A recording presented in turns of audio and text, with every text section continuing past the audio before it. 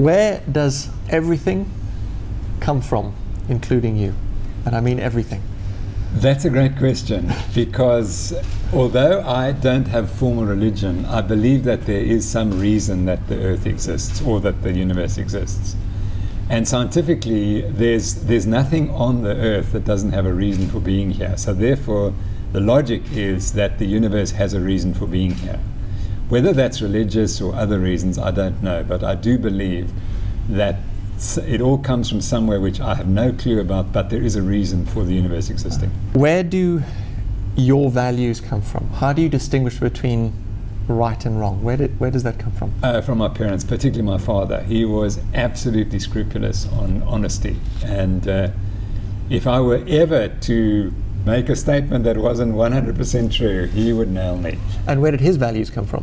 I guess from his own parents. They were solid middle-class guys from Liverpool, and hardworking, very hardworking. I was the first guy to go to university of the family. My father left Britain at the end of the Second World War, came to Zimbabwe, or Rhodesia as it was then, with nothing, with absolutely nothing, with my mother and my sister, who incidentally has been on this diet for 43 years. On this paleo diet, and she never told me. And you know why? She said, well, I didn't want to tell you were wrong, Tim. How do you know what you know? That's really interesting, because I'm a scientist, and one of the interesting things is we write a lot, and we write a lot of science, and I can write something 26 times, I can change it 26 times, and on the 27th time I know now it's right. And that's a sort of certainty that you get from practice. So, but knowing what you know, you get a kind of feeling for it. But if one thing comes along and doesn't fit, if it doesn't fit, I'm going to say, well, that's it. I teach my students, I don't care how much evidence there is for your theory. If there's one piece of evidence that conflicts with it, your theory is probably wrong. So knowing is an issue of reason and observation. Yeah, and you have to read. You have to read the literature, and you have to go back, and everything has to fall in place. Yeah. And that's why this diet, everything falls in place. It's the totality of evidence. So people say to me, oh, Dr. Noakes, where are the clinical trials you've done? In fact, but I haven't personally done the clinical trials, but there are a lot of clinical trials that have been done, which are ignored.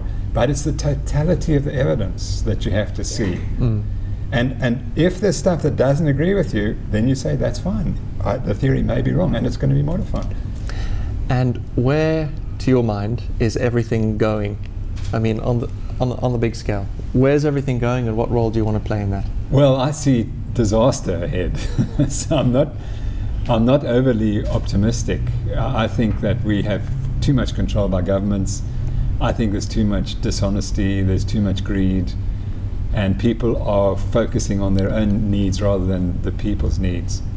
And that's why we're trying to start a revolution, saying, you know, it's up to you. You've got to do it for yourself. And people have to take power. And I think one of the beauties is the social media. That I think is changing the world completely and utterly.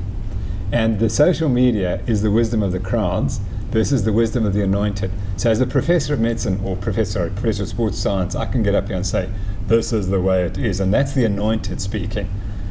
But the anointed are history. They're gone. It's the wisdom of the crowds, because if I say what doesn't work, then people will find that out. And it's really threatening for medicine, because if we're teaching our medical students what doesn't work, in 5 years' time, they may not have any patients, because the patients will go on the internet, they'll see, I went to the naturopath and they cured me of my systemic lupus erythematosus, or which the doctors couldn't cure me of, or my cancer. I went on this low-carb diet and I cured of cancer. Then people will start using that. And so I mean, this book is a real threat, because a lot of people will go follow this way, and then they'll say, well, I don't need to consult with anyone because my health has improved so dramatically. Who or what, if anything, is in control of where it is all going? Yeah, that's the question I can't answer. So to me, it's inconceivable that at one moment there was nothing and then there was the universe within a few milliseconds. So I don't even consider going that far back. But as for now, the corporates who don't want to give up addictive foods have got a lot to say about the way things are. Yeah, and that's what we have to do. And we have to destroy the lobbies in the United States of America, because it's the lobby groups and the food industry lobby groups that destroyed our health. And we have to address that.